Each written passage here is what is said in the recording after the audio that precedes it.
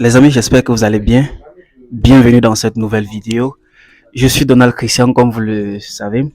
Alors, aujourd'hui, suite à une vidéo que j'ai faite sur la chaîne, il y a plusieurs personnes là qui ont dit, Donald, on aimerait savoir comment est-ce qu'on peut peut-être avoir une lettre d'invitation pour la Turquie, comment est-ce qu'on peut, par exemple, venir en Turquie sans toutefois être un étudiant. Aujourd'hui, pour vous, j'ai eu l'occasion de visiter une entreprise qui offre ces différents services-là. Et j'ai le plaisir à côté de moi de rencontrer du moins l'un des directeurs de cette entreprise-là. Ensemble, on va découvrir quels sont les différents services qu'ils offrent pour vous, là, qui regardez cette vidéo-ci. Et j'ose croire qu'à la fin de cette vidéo-ci, vous pourriez être satisfait des différents services, du moins ce qu'ils vont offrir. Et si il y a des personnes parmi vous qui aimeraient peut-être obtenir ces différents services, n'hésitez pas surtout, toutes les coordonnées seront mises en description de la vidéo, toutefois pour vous. Sur ce, on se dit.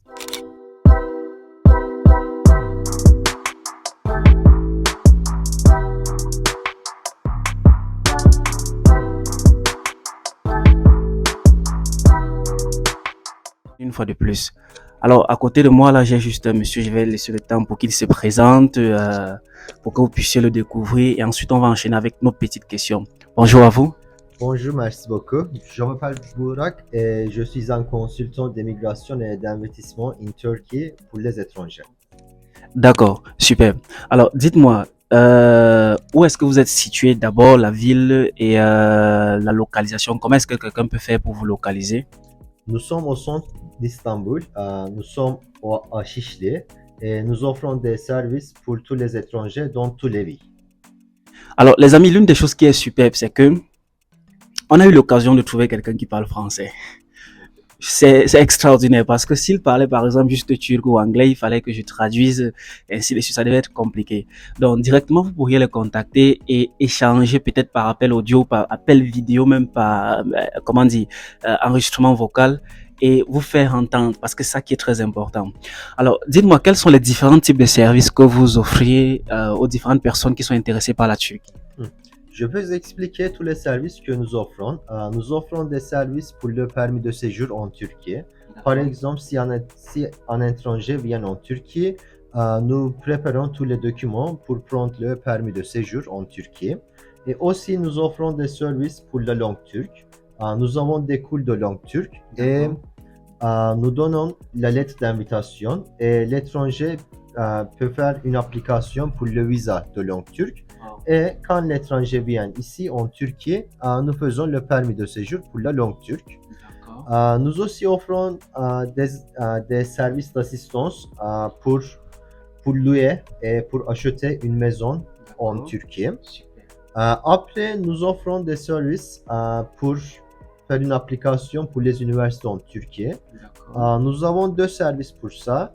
Une service, c'est pour les écoles privées en Turquie et l'autre, c'est pour les écoles de gouvernement en Turquie. D'accord. Alors, ce qui nous laisse comprendre que vous offrez autant de services Oui, aux différentes oui, personnes qui viennent en Turquie. Alors, les amis, ensemble, on va essayer de décortiquer cela. Supposons qu'on a une personne qui vient en Turquie pour des raisons touristiques. oui. Alors, comment est-ce que vous pouvez assister cette personne depuis son pays? Hmm. Maintenant, pour le permis de séjour avec le visa touristique, c'est un peu difficile maintenant. C'est pourquoi nous offrons des autres solutions pour les gens comme ça. Super. Nous pouvons assister pour prendre le visa business D'accord. ou le visa de permis de ou le visa de langue de turc pour venir ici. Nous aussi offrons des services pour créer une entreprise en Turquie et pour prendre le permis de séjour pour le travail en Turquie. Et aussi, si les étrangers achètent une maison en Turquie avec la valeur 75 000 dollars en Turquie, les étrangers peuvent aussi prendre le permis de séjour d'un mobilier en Turquie. Et après 5 ans, ils peuvent faire une application pour la citoyenneté de Turc. Aussi, la Turquie a un programme pour la citoyenneté par investissement. Les étrangers peuvent investir 400 000 dollars et ils peuvent prendre la citoyenneté directement en Turquie. On aurait compris que c'est difficile de nos jours en Turquie de venir en tant que touriste et d'avoir une carte de résidence. Ça veut dire que vous conseillez plutôt des gens, du moins vous offrez des services à ces personnes-là qui veulent venir pour l'étude de la langue turque ou par business, je suppose. Alors, maintenant, en termes de, par exemple, est-ce que vous offrez un service complet, c'est-à-dire du suivi du dossier jusqu'à l'ambassade, jusqu'à l'arrivée en Turquie? Comment est-ce que ça se passe? Nous n'offrons pas le service complet parce que avec l'ambassade, il vaut mieux l'étudiant travaille avec les agences dans leur pays parce que les agences dans leur pays, ils savent mieux l'ambassade de Turquie dans ce pays. Pour le permis de séjour de langue de turc, nous offrons les services tous, except faire une application pour le visa. D'accord. Mais nous envoyons la lettre d'invitation après l'étudiant prend le visa. Les étudiants viennent ici et en Turquie, nous faisons tous. Nous assistons pour louer un appartement, nous assistons pour prendre le permis de séjour, nous faisons l'inscription à l'école turque de langue ici. D'accord. Super. Ça veut dire que tous ceux-là qui viennent en Turquie et qui ont besoin, par exemple, de trouver un appartement, qui ont besoin, par exemple, de faire le permis d'études, la référence, c'est Golden Partner. Ça, je vous le recommande parce que j'aime généralement vérifier des choses pour voir comment est-ce que ça fonctionne, les amis. Et là, je suis sur le terrain, vous avez l'occasion de pouvoir obtenir ces différentes explications-là.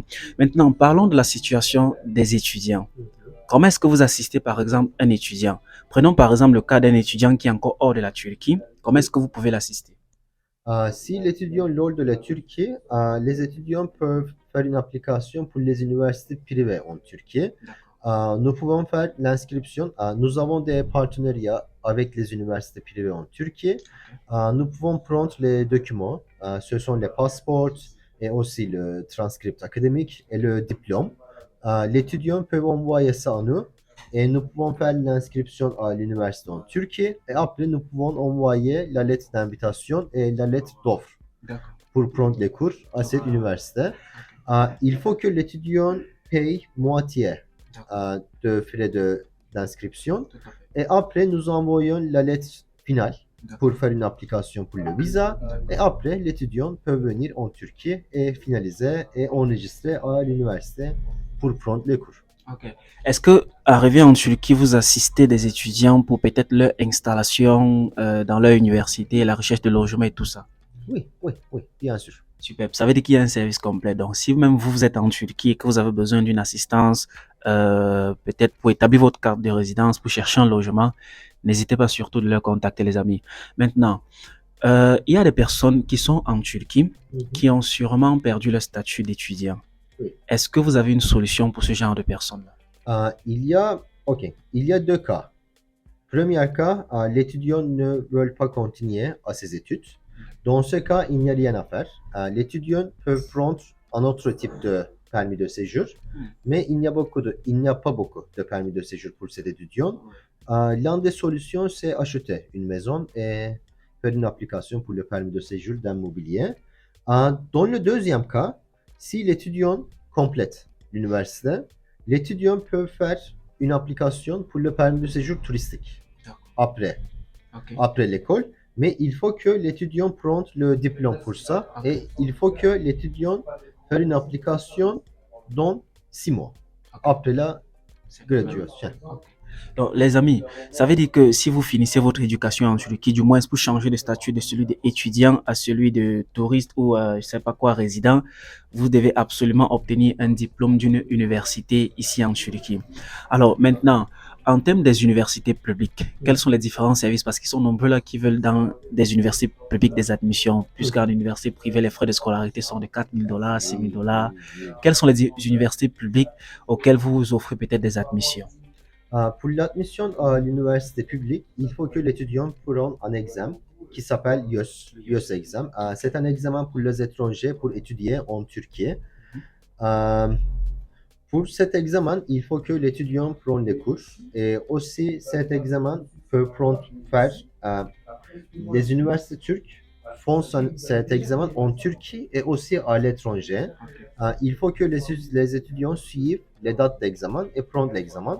Après cet examen, l'étudiant peut faire une application aux universités publiques et si ils sont admis à l'université, l'université publique envoie une lettre d'invitation pour appuyer pour le visa. Le visa, absolument.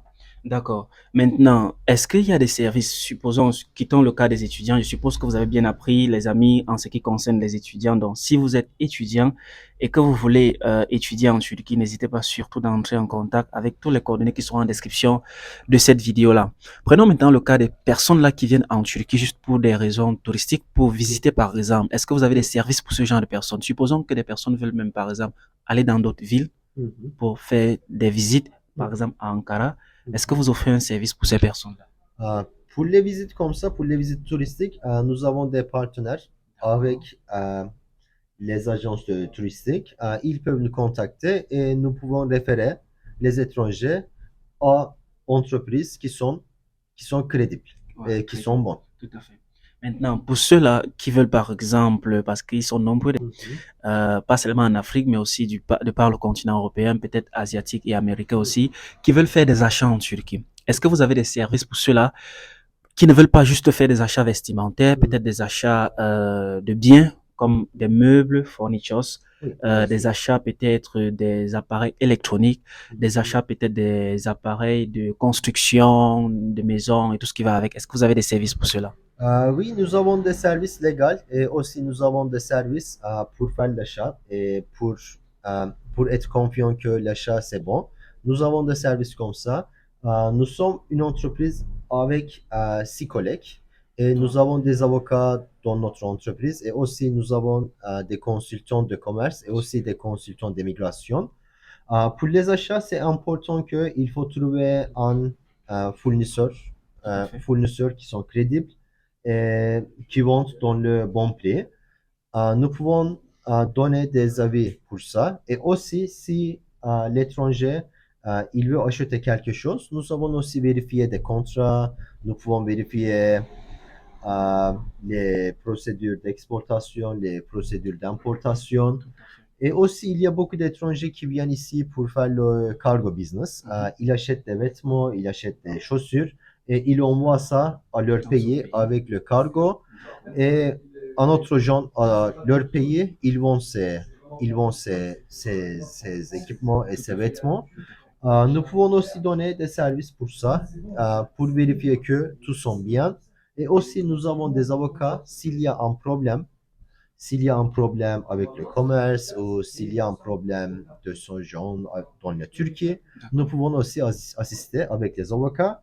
Et nos avocats, ils parlent le français, ils parlent l'anglais, ils parlent le français beaucoup mieux que moi. Alors, c'est super. D'accord. Mes amis, vous avez tout, en fait. Vous avez tout obtenu aujourd'hui. Bref, ce qui est très intéressant dans cette affaire, si c'est la légalité à l'intérieur. Vous savez, en Turquie, pire encore à Istanbul, il y a beaucoup d'illégalité. Et vous qui êtes en Turquie, vous qui pensez venir en Turquie, faites beaucoup attention dans différents bureaux parce que vous pouvez carrément vous faire arnaquer simplement. Donc, assurez-vous que l'entreprise dans laquelle vous partez pour demander service soit une entreprise enregistrée, une entreprise légale, une entreprise ayant même des avocats comme cela, pour ainsi garantir une certaine crédibilité sur peut-être le business, la transaction que vous pensez faire ici en Turquie. Alors, dites-moi, particulièrement pour ceux-là qui sont en Turquie, Mhm, qu'ils soient étrangers, et qui ont sûrement perdu leur statut. mhm, Parce que j'aurais appris qu'il y a ceux-là qui prennent des avocats pour peut-être obtenir une carte de résidence. mhm, J'ai par exemple le cas d'un étudiant que j'ai assisté. Il est allé dans une autre ville mhm. avec un kissa de NEM, c'est-à-dire une carte de Ah résidence. oui, Voilà. oui, Et oui. arrivé là-bas, il a changé de statut, il a perdu sa résidence. On lui a Mhm. arrêté cela. Est-ce que vous avez des solutions pour ce type de cas? C'est un peu difficile ça parce que quand le statut s'est perdu, il faut que l'étranger sorte de la Turquie et revienne en Turquie avec le nouvel visa. Euh, Si les gens ne veulent pas aller et retourner, il n'y a pas beaucoup de choses à faire. Je ne suis pas un avocat dans cette entreprise, je suis un consultant d'investissement, mais nos avocats dans l'entreprise, ils assistent avec le permis de séjour humanitaire. D'accord. Mais il faut qu'il y a des raisons très fortes pour prendre le permis de séjour humanitaire. Humanitaire. Nos avocats, ils font les applications pour le permis de séjour humanitaire, mais c'est pas facile, c'est pas facile. Il faut que dire ça parce qu'il y a beaucoup de gens, il y a beaucoup de de gens, des arnaquants qui disent qu'ils vont prendre ça 100%, il faut payer beaucoup de dollars. C'est pas facile. D'accord. C'est pas facile, il faut dire ça. Super. L'avant-dernière question que j'aimerais poser, c'est vrai, les amis, moi j'ai vérifié de moi-même et je vais encore le faire. Alors, quelle est la garantie que vous offrez dans tous vos services? Dans tous les services que nous offrons, nous donnons les garanties 100%, mais il faut savoir ça. Quelquefois, les gens dans l'immigration, ils peuvent prendre les décisions politiques ou ils peuvent faire les décisions pour chaque individuel.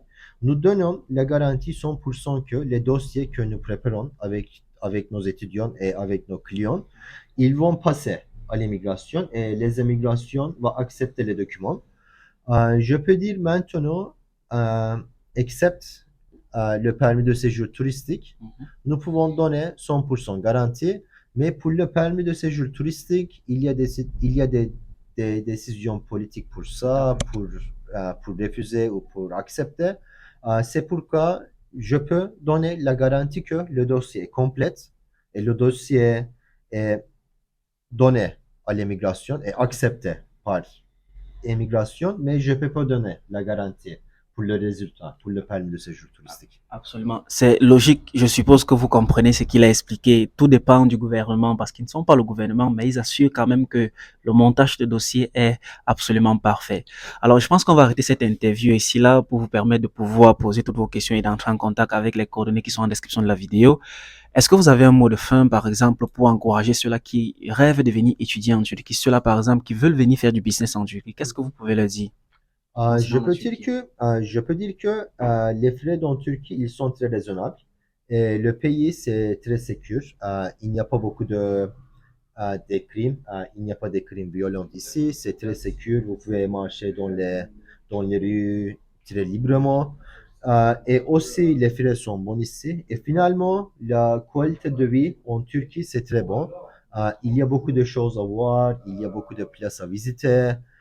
Et aussi, il y a un très bon commerce ici parce qu'il y a beaucoup d'entreprises turques en Turquie et les entreprises turques en Turquie, ils aussi exportent, faire l'exportation des produits dans tout le monde et aussi en Afrique, il y a beaucoup d'intérêt des entreprises en Turquie pour faire l'exportation et ils regardent des gens qui parlent le français, qui parlent anglais et qui ont des connexions avec leur pays en Afrique.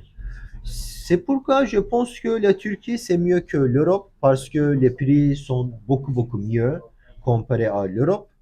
Et les gens en Turquie sont aussi très ouverts pour les étrangers. Oui. Super, merci beaucoup. Alors, j'espère que vous avez obtenu du moins toutes les informations dont vous auriez besoin pour pouvoir construire votre dossier pour venir en Turquie, que ce soit pour des études, pour des achats ou pour d'autres raisons.